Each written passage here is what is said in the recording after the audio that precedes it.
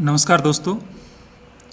कुल उपयोगिता एवं सीमांत उपयोगिता के मध्य संबंध की इस क्लास में आप सभी का हार्दिक स्वागत है।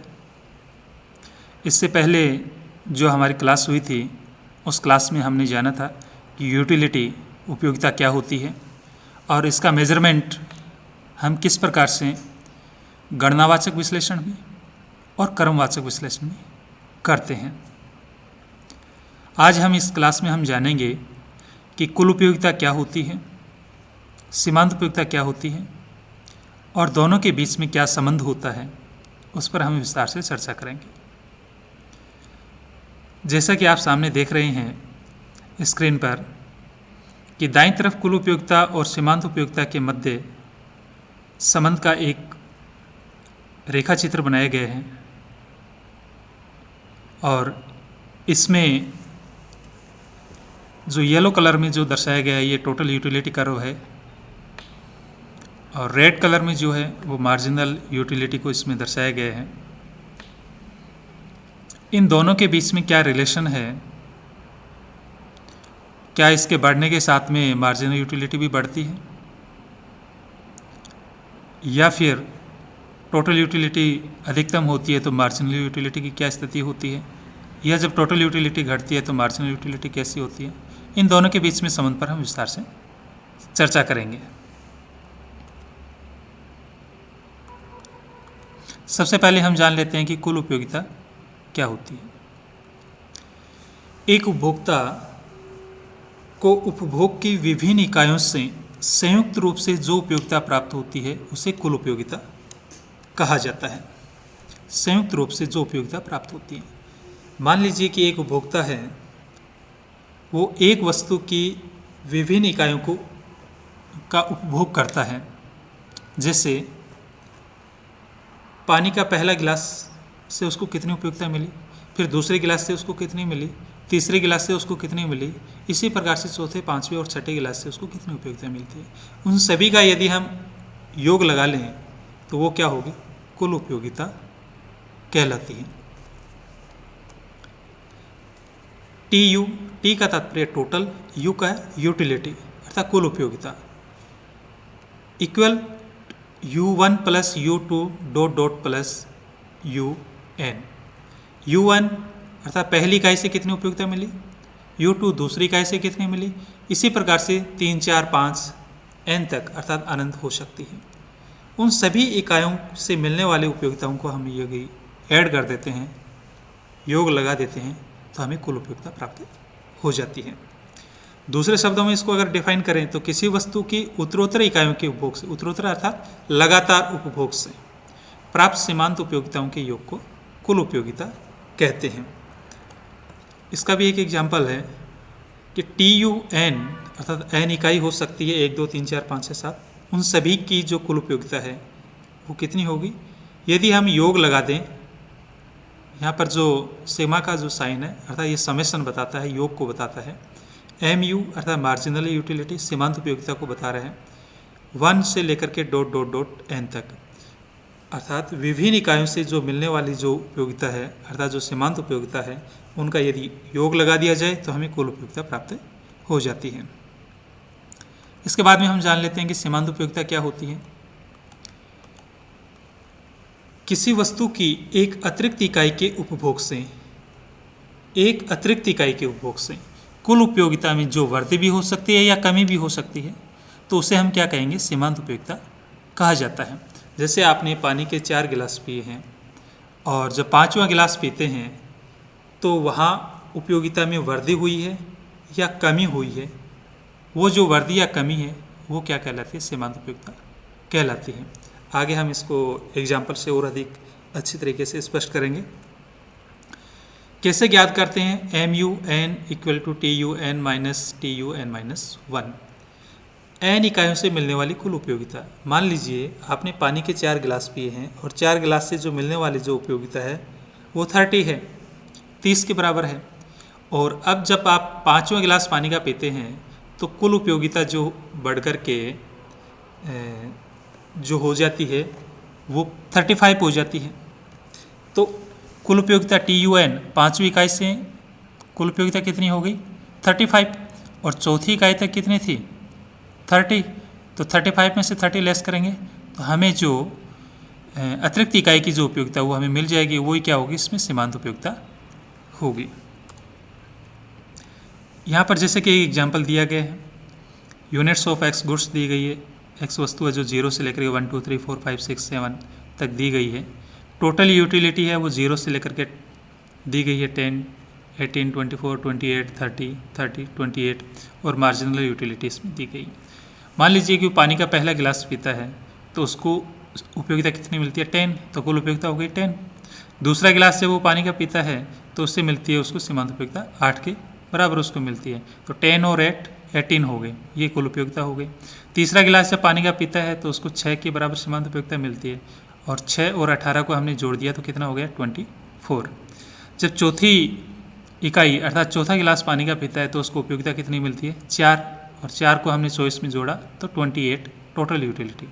पाँचवां जब गिलास पीता है पानी का तो उससे उपयोगिता मिलती है 2 के बराबर, और इसको ऐड कर देते हैं तो ये 30 कुल उपयोगिता हो गई। छठी इकाई से जो छठा जो पानी का गिलास है उसको पीने से उसको उपयोगिता मिलती है 0, अर्थात अब वो पूर्ण संतुष्टि उसको मिल चुकी है, तो 0 ऐड करने पर 30।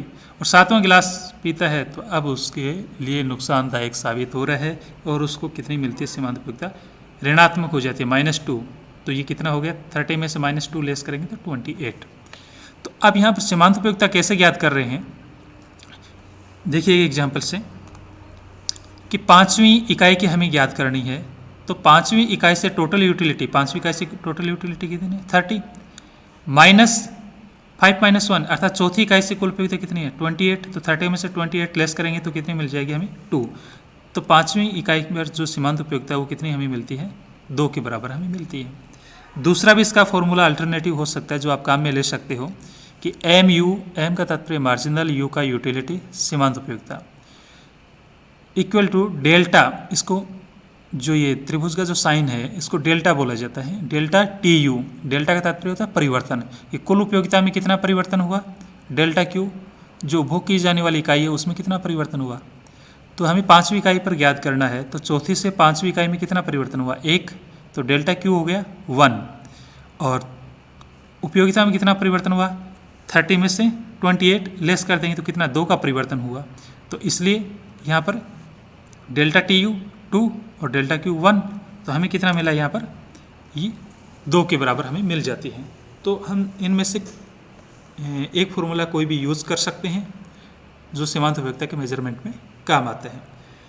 TUN जैसे कि हमने ज्ञात किया था, इन सभी सीमांत उपयोगिताओं का योग लगा देते हैं तो हमें कुल उपयोगिता मिल जाती है, और इसको हम इस प्रकार से भी लिख सकते हैं समेसन MU 1 से लेकर के अंत तक जितनी भी इकाइयाँ हैं उन सभी की जो उपयोगिताओं का योग कर दें तो हमें कुल उपयोगिता प्राप्त हो जाती है। अब इसको हम एक डायग्राम से, एक ग्राफ के माध्यम से इसको समझ लेते हैं कि क्या संबंध होता है। मार्जिनल जो यूटिलिटी होता है उसका जो संबंध होता है वो इच्छा की तीव्रता से होता है, अर्थात एक अतिरिक्त इकाई का उपभोग करने से कितना परिवर्तन होता है, तो वो होगी इच्छा की तीव्रता होती है। जबकि कुल उपयोगिता का संबंध होता है सेटिस्फिकेशन, लिमिट ऑफ सेटिस्फिकेशन से होता है, संतुष्टि की सीमा से होता है कि उसको कुल उपयोगिता कितनी प्राप्त हो चुकी है।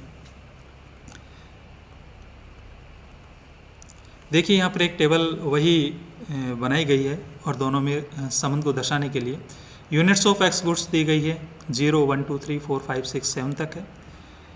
इनसे मिलने वाली जो उपयोगिता है उनको दर्शाया गया है, और MU अर्थात मार्जिनल यूटिलिटी सीमांत उपयोगिता है उसको दर्शाया गया है यहाँ पर, और नेचर ऑफ MU अर्थात सीमांत उपयोगिता वक्र की प्रकृति को यहाँ पर हमने दर्शाया है। जैसा कि अभी जो एक्सप्लेनेशन हमने किया था कि पानी का जब पहला गिलास पीता है तो उसको 10 के बराबर सीमांत उपयोगिता मिलती है और उसका योग हो गया 10, दूसरे गिलास से उसको 8 के बराबर मिलती है तो 8 और 10 का योग किया 18, तीसरे गिलास से फिर 6 तो इसको ऐड किया 24, चौथे गिलास से उसको कितनी मिलती है सीमांत उपयोगिता 4, तो इसको ऐड किया तो टोटल हो गया 28, पाँचवें गिलास से उसको 2 के बराबर सीमांत उपयोगिता मिलती है और इसको ऐड किया तो ये हो गया यहाँ पर 30, और छठे गिलास से उसको सीमांत उपयोगिता 0, अब उसको पूर्ण संतुष्टि उसको प्राप्त हो चुकी है, अब उससे और अधिक पानी की आवश्यकता नहीं है तो इसको ऐड कर देते हैं तो ये 30, और फिर भी यदि उसको एक अतिरिक्त गिलास पानी का पिला दिया जाता है तो उससे मिलने वाली सीमांत उपयोगिता क्या होगी -2 होगी, अब उसके लिए वो नुकसानदायक साबित हो रही है, और इन दोनों का ऐड करेंगे तो ये कितना हो जाएगा 28 होगा, क्योंकि -2 है इसलिए इसमें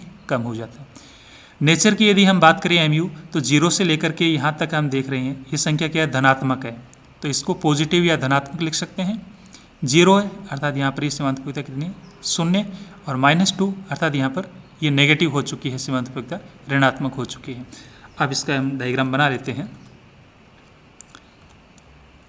देखिए यहाँ पर इसमें x की तरफ यूनिट्स ऑफ x गुड्स को हमने दर्शाया है, जो x वस्तु की इकाइयाँ 0 से लेकर के और जो इसमें 7 तक इसमें दी गई है उनको हमने यहाँ पर दर्शाया 1 2 3 4 5 6 7 तक।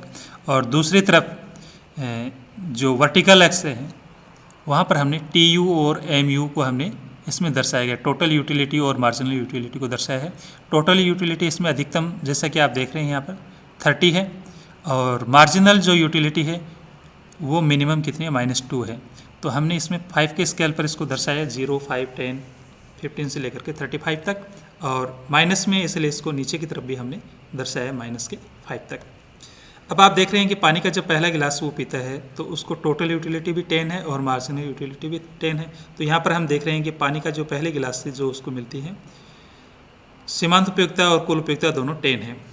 दूसरा जब पानी का गिलास वो लेता है तो ऐसे स्थिति में उपभोग करने पर उसको जो मार्जिनल यूटिलिटी है दूसरे गिलास से वो क्या हो गई, यहाँ पर कम हो गई, घट करके 10 से कितनी हो गई, 8, और जबकि कुल उपयोगिता है वो 8 और ऐड कर देते हैं तो 10 और 8 ऐड करने पर 18 हो गया। जैसे कि यहाँ पर आप देख रहे हैं ये 18 है, तो इसको लिखा तो ये कितना हो गया यहाँ पर 18। ये टोटल यूटिलिटी, येलो कलर में है वो टोटल यूटिलिटी है, रेड कलर में जो इसको दर्शाया गया है वो मार्जिनल यूटिलिटी को दर्शाया है।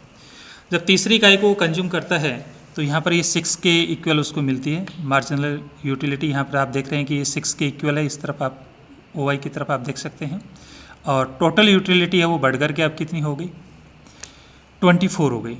तो यहाँ पर आप देख रहे हैं कि मार्जिनल यूटिलिटी घट रही है लेकिन कुल उपयोगिता बढ़ रही है, अर्थात जब सीमांत उपयोगिता घटती है तो कुल उपयोगिता क्या होती है, यहाँ पर बढ़ रही है। लेकिन सीमांत उपयोगिता क्या है, यहाँ पर धनात्मक है, जब तक धनात्मक रहेगी कुल उपयोगिता क्या है, बढ़ती जा रही है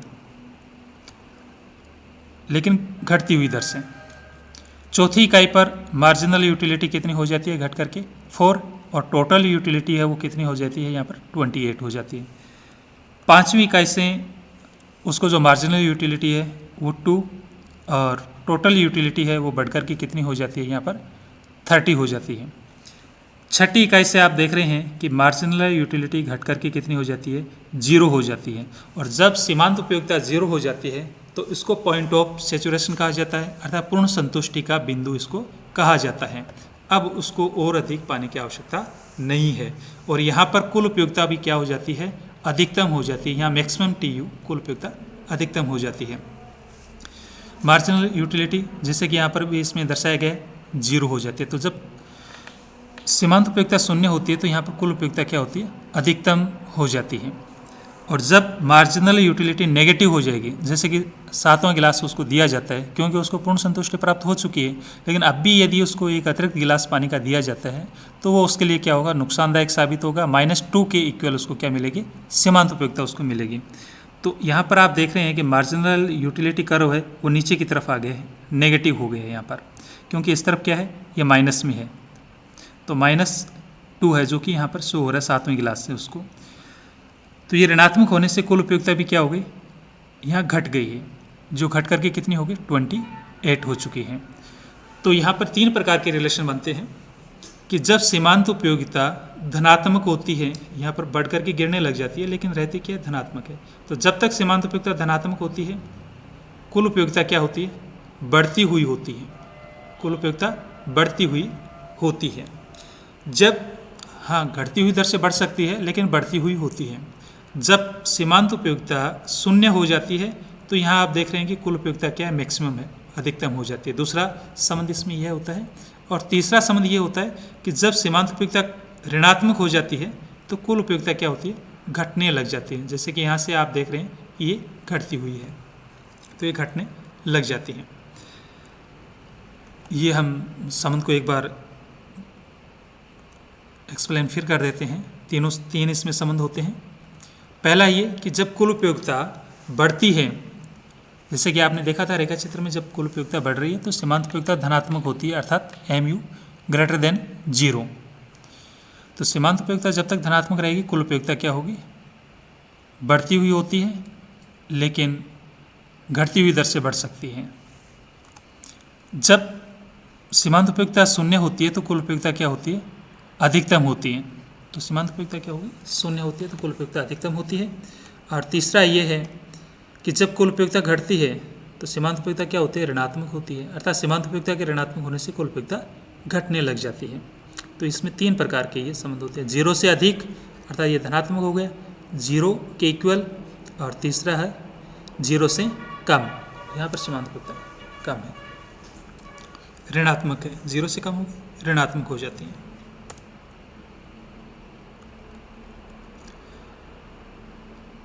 धन्यवाद दोस्तों।